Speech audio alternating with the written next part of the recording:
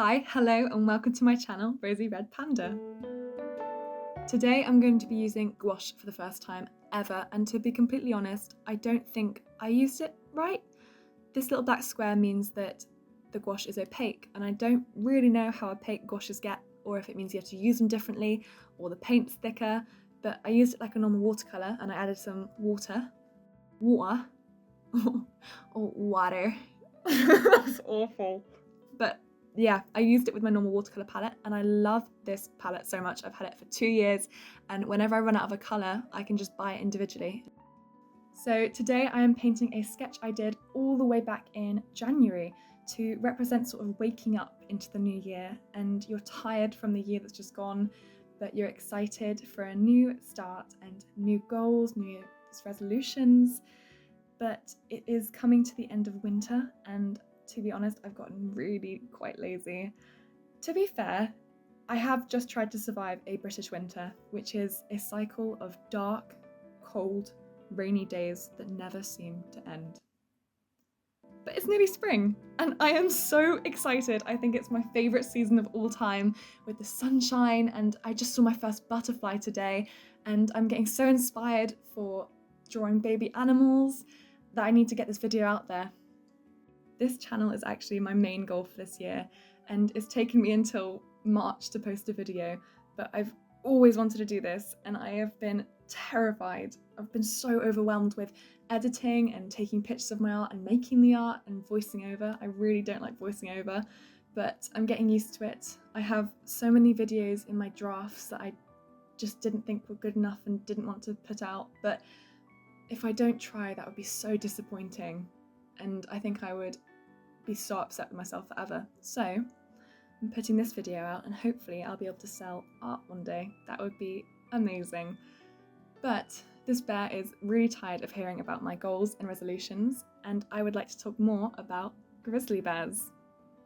I love all bears, but in my opinion, grizzlies are one of the coolest. They look quite bulky, they have a big head and a huge set of shoulders, and in documentaries they're often seen plodding along in the woods and throwing their weight around, and they just look heavy. But grizzly bears are so fast when they sprint. They can reach speeds of 35 to 40 miles per hour. That's 60 kilometers an hour. That is about as fast as a thoroughbred racehorse at full gallop. It's faster than Usain Bolt, and they are so shockingly fast for their size. And why? How? How are they so fast?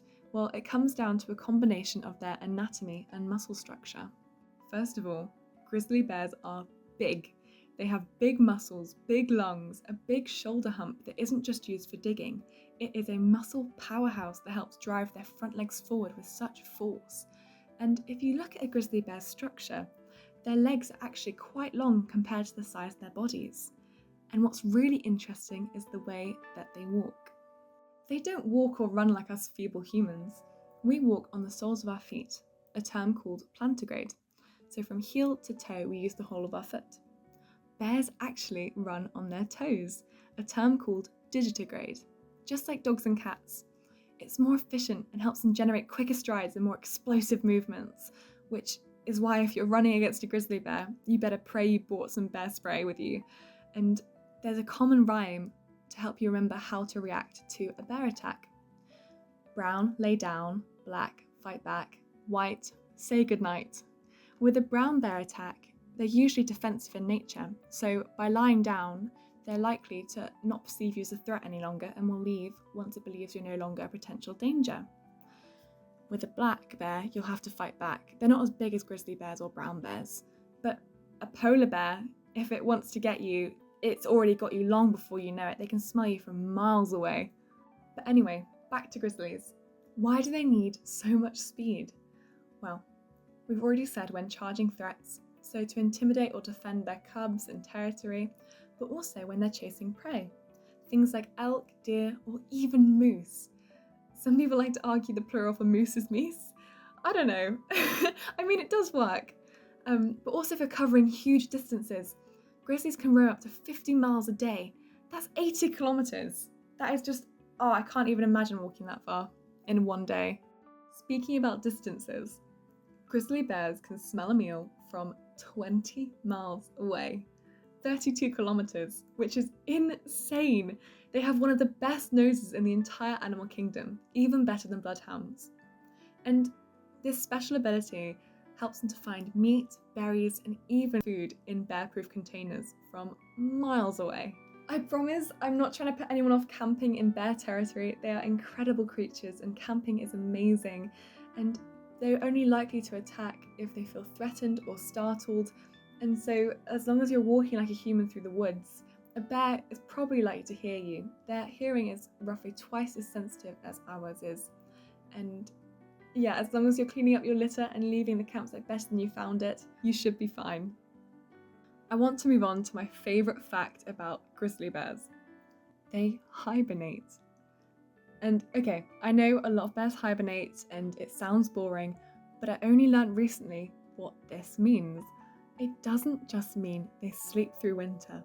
It is so much more than that.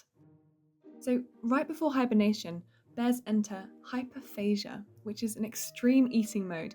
They can eat up to 20,000 calories a day and gain up to 3 pounds a day to build up enough fat to last through winter, which is 6 to 7 months. And it's insane because you can lose calories by moving, sleeping, breathing, and a bear can lose up to 30% of its body weight during hibernation.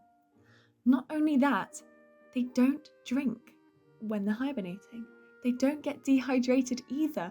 They can recycle water from their fat and keep themselves hydrated throughout the whole of their hibernation period, which is just insane. And their body enters an energy conserving state, so they rely entirely on the stored fat. It's amazing.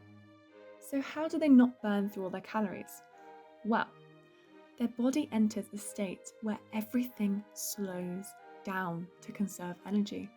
Their heart rate drops from 40 to 50 beats per minute to just 8 to 10. We wouldn't be able to survive that. Their metabolism also slows by 50 to 75%, so it means they don't need to use as much oxygen or calories as they did before. And although not as extreme, their body temperature also drops slightly, about 5 to 7 degrees Fahrenheit or 4 degrees centigrade, which is really cool because humans survive within 1 to 2 degrees Celsius difference, and any more our bodies would just go crazy. But true hibernators like ground squirrels can drop to near freezing with their body temperatures. The reason that grizzly bears' body temperatures only drop slightly is it allows them to wake up quickly if they're disturbed, which is important to protect their young because female grizzly bears give birth whilst hibernating in their dens. And they usually have 1 to 3 cubs in January and February weighing less than a pound. And the mother continues to sleep whilst nursing the cubs. And so by the time she fully wakes up in spring, the cubs have already grown to about 10 to 15 pounds, which is around 5 to 6 kilograms. So the mother bear is basically raising her cubs whilst pretty much asleep. I mean, you'd think after months of lying around and not really doing anything, that bears would wake up from their dens weak, starving, not able to move. I mean, if humans did this, we wouldn't be able to do anything after months of inactivity and we'd be really seriously ill. But grizzly bears emerge from hibernation with fully functioning muscles and bones. They can run and jump and leap. And why is this? Well, grizzly bears have specialised hormones that prevent muscle atrophy, so it prevents their muscles from wasting away and also prevents osteoporosis. So scientists are studying bear hibernation at the moment for possible treatments of osteoporosis and for other things in human medicine like space travel. It's so exciting, and the animal kingdom can offer so many new avenues for treating illnesses and diseases. But I would not volunteer myself to be the scientist that has to try and test sleeping grizzly bears. Absolutely not. When grizzly bears wake up from hibernation, they really need to go. They really need to go. They haven't pooed in 5 to 7 months.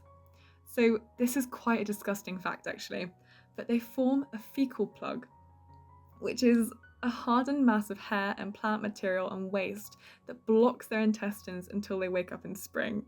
And so their poo just builds up and builds up until they emerge in spring.